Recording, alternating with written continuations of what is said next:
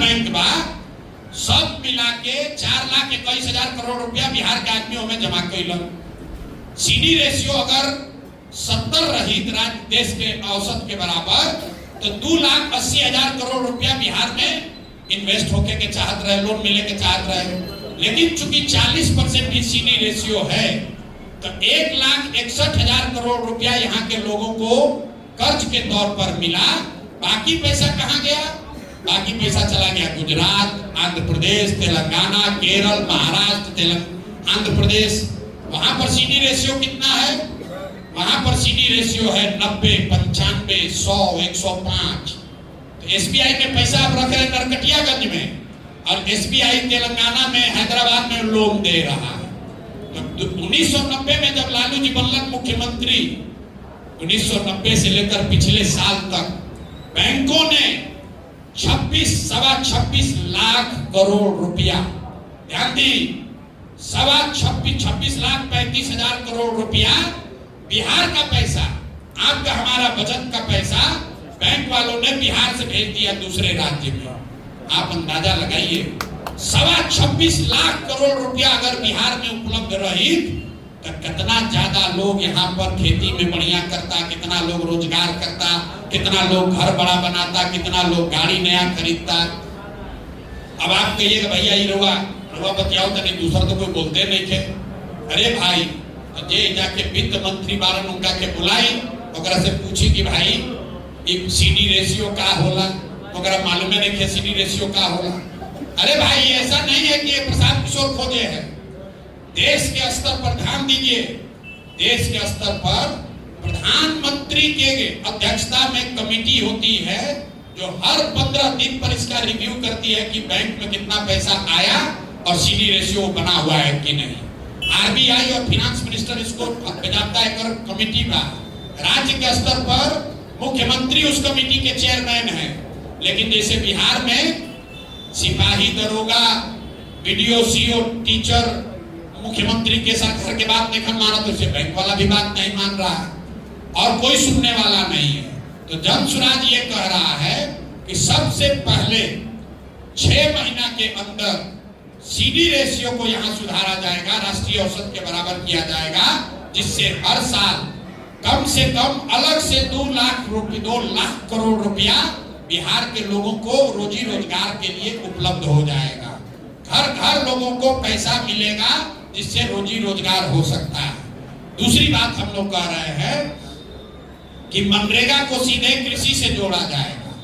बिहार में 55 लाख हेक्टेयर जमीन बा जहां खेती होला या खेती हो सकता है, उसमें सिर्फ 2 लाख हेक्टेयर जमीन ही ऐसा है जहां नकदी फसल की खेती होती है। एक स्वस्थ एग्रीकल्चर सोसाइटी में कम से कम 1/3 जमीन में नकदी फसल का खेती होना चाहिए। मसाला का, फल का, सब्जी का, गन्ने का, जो नकदी फसल है। यहाँ बिहार में 55 लाख हेक्टेयर में सिर्फ 2 लाख हेक्टेयर में ही नकदी फसल की खेती हो रही है। नकदी फसल की खेती नहीं करने के पीछे जो कृषि को समझने गांव देहात के आप लोग हैं, 2 वजह है, 3 वजह है। एक कि उसमें मजदूर ज्यादा लगता है और मजदूर एजा मिलत नहीं खा। दूसरा, उसमें पूंजी ज्यादा लगती है, तो पूंजी आपको बताए, पूंजी आपको लोन मिलता नहीं है। और तीसरा, मार्केट नहीं है। अगर आप उपजाइएगा आलू तो उसको कहीं रखने का, बेचने का, सब्जी का उपाय नहीं है। तो हम लोग ये कह रहे हैं, पूंजी की बात आपको बताई।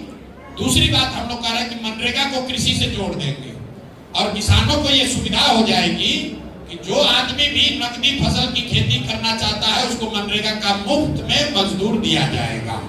उससे फायदा क्या होई कि जो आदमी अभी धान उगा रहा है वो कल से लहसुन उगाएगा, उसको 1 एकड़ पर 2 मजदूर जो है वो मनरेगा का मुफ्त में मिलेगा। और 1 रुपया भी सरकार का खर्च नहीं है, क्योंकि ये पैसा दिल्ली सरकार से आता है। पिछले साल मनरेगा में बिहार सरकार के यूटिलाइजेशन में 40%, मतलब अगर दिल्ली से हमने के 100 रुपया मिल सकत रहे तो हमने के 40 रुपया लेनी जा, 60 रुपया दिल्ली में सरेंडर कर देनी जा। तो दूसरा, अगर कृषि आधारित पलायन को रोकने के लिए हम लोग कह रहे हैं कि यहीं पर मनरेगा को कृषि से जोड़िए, ताकि लैंड प्रोडक्टिविटी, जमीन दरवा जितना का उतने रही बढ़ ना सके, लेकिन उसी 1 एकड़ से आप नकदी फसल की खेती करके ज्यादा पैसा कमा सके, लैंड की प्रोडक्टिविटी को बढ़ाया जाए। और तीसरा और अंतिम सुझाव जो हम लोग दे रहे हैं, यहाँ पर समाज में अगर वह गंभीरता से देखो तो लोन लेने से लोग डरते हैं, लोन लेने से लोग, कर्ज लेने से डरता है। क्यों? मूलधन से ज्यादा एक आदमी ब्याज से डराला। जब गुजरात और बिहार के आदमी के बैठाई तो गुजरात के आदमी के धंधा बिजनेस करे के बाद, दुकान खोले के बाद तुरंत कर्जा ले ली। बिहार के आदमी कर्जा ली हम बेटी के ब्याह खातिर, लड़का के पढ़ावे खातिर, चाहे घर बनावे खातिर। तो आपके भैया को कर्जा लेके दुकान खोल लो, कोनो काम कर लो, तो कहना रे भाई इतना ब्याज, चक्रवृद्धि ब्याज हो जाए, मर जाए, वही में बर्बाद हो जाए, कर्जा नहीं के लेवे के। तो सोसाइटी में कर्ज के प्रति एक फीलिंग है कि भैया कर्ज नहीं लेना है। इसको बढ़ाने के लिए जन स्वराज कह रहा है कि हर वो व्यक्ति जो रोजी रोजगार करना चाहता है, कर्ज लेकर, लोन लेकर, उसको अब 10% के बजाय 4% पर ओकरा लोन मिली और 6% ओकर लोन जो ब्याज सरकार की ओर से भरल जाए। उसे क्या होई, नया लड़का जो हमारा सब वो 4% ब्याज पर लोन लेकर अपना काम शुरू करेगा। सरकार को फायदा क्या है कि 6000 करोड़ रुपया अगर हम खर्च करें सरकार से, ध्यान से सुनिए, 6000 करोड़ रुपया अगर बजट से खर्च कीजिएगा तो 1 लाख करोड़ रुपया लोन के तौर पर लोगों को मिल जाएगा। काहे? 1 लाख करोड़ लोन ले बैंक से तो 10,000 करोड़ हुआ उसका ब्याज। ब्याज में 4000 दिया आपने 4% से और 6% दिया सरकार ने, तो 6000 करोड़ का इस्तेमाल करके समाज में 1 लाख करोड़ का रोजी रोजगार का अवसर पैदा किया जाएगा। और हम लोग जब इसको कंप्यूटर में सिमुलेट करते हैं तो ये तीनों चीज अगर कर दिया जाए, यहाँ पूंजी अगर हर साल 2 लाख एक्स्ट्रा उपलब्ध हो जाए, मनरेगा को कृषि से जोड़ दिया जाए और जो लोग रोजी रोजगार करना चाहते हैं उसको सस्ते दर पर ऋण मिलने लगे, तो 1 साल में 50 लाख से ज्यादा लोगों के लिए यहाँ 10-12 हजार का रोजी रोजगार हो जाएगा। यही बात हम लोग बता रहे हैं, खाली नहीं कह रहे कि हो जाएगा, उसका पूरा ब्लूप्रिंट दे रहे हैं एक लाइन में कि पूंजी के पलायन को रोक के बुद्धि का पलायन रोका जाएगा। और जिस दिन पूंजी और बुद्धि का पलायन रुक गया उस दिन श्रम का पलायन, व्यक्ति का पलायन अपने आप रुक जाएगा। तो ये पढ़ाई और रोजगार खातिर दो बात बताओ तनी, बाकी और कोनो सवाल रह गई तो YouTube पर जाके देखी, आना तो रहो इधर रात भर बैठल रहो, सवाल के तो कोनो अंत बाना। लेकिन आपसे यही आग्रह करेंगे कि कोई प्रयास हो रहा है उस प्रयास में जुड़िए, कंधा लगाइए, उसको सुधारिए।